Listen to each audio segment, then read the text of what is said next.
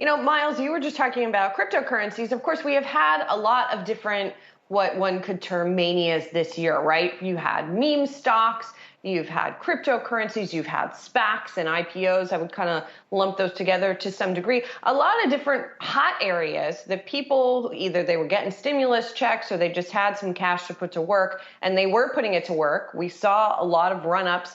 And a lot of those, we've seen the air come out to some extent. But as you point out in the morning brief, there's one area where we have not seen the air come out. Some of the recent data has been a little bit more choppy, but price-wise doesn't seem to have happened. We're talking about housing, a more old-fashioned area perhaps to talk about when we're talking about these kinds of manias. And so you sort of explore in the brief what would happen in order for that market to cool off a little bit.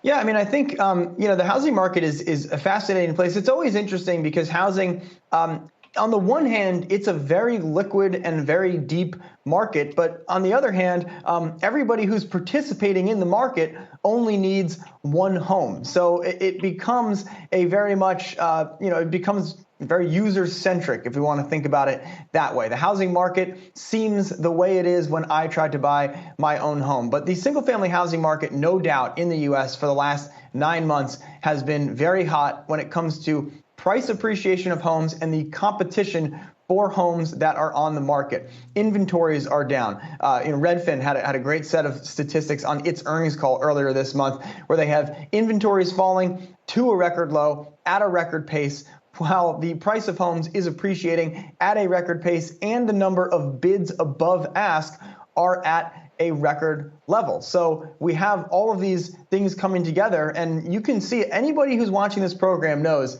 that if they're living in a suburban market, there has been some kind of crazy dynamic with respect to how many people are coming through open houses, what you're hearing from your neighbors on what they, someone asked if they could buy their house when it's not even listed, or you're seeing people list for a number that in their mind was just a fantasy, and then the home goes for above that, and all of a sudden they've got to move out because they just threw their house on the market and someone hit the bid. So we know that this is happening. But Ian Shepardson over at Pantheon Macroeconomics, he points out the fundamentals here of the housing market are kind of breaking down. You look at the number of homes that are being, housing starts, those are starting to cool off. Pending mortgage applications, those are starting to cool off. And I think this all leads to a story, and Bill McBride, who many viewers will know, he writes the Calculated Risk blog.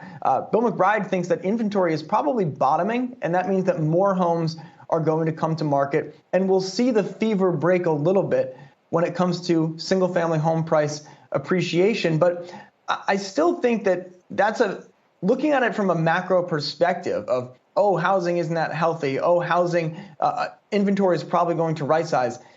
I don't think that's wrong. I mean, the data say that's going to happen.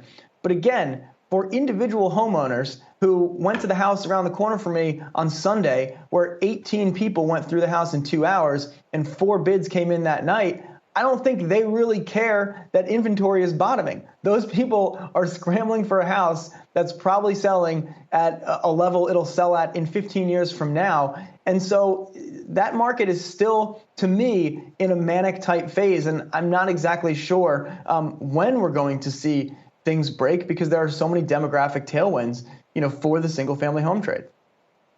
Well, Myles, you do get the sense what we're seeing now is a little healthier than what we saw in 2007 to 2008. I mean, it's healthier because... I don't know what does healthy mean, though, in this context? Well, people are not not buying too much home. They can actually afford whatever monthly payment they are signing up for. I mean, Sozzi, I agree.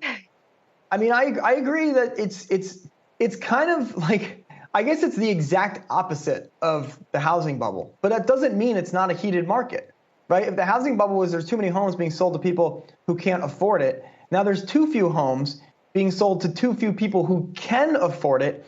But you do wonder, have people stretch themselves to a point where, you're now looking at a home that is at the high end of a 10-year, 15-year range. And I'll just say this, because, again, housing is an interesting conversation because everyone has their own view.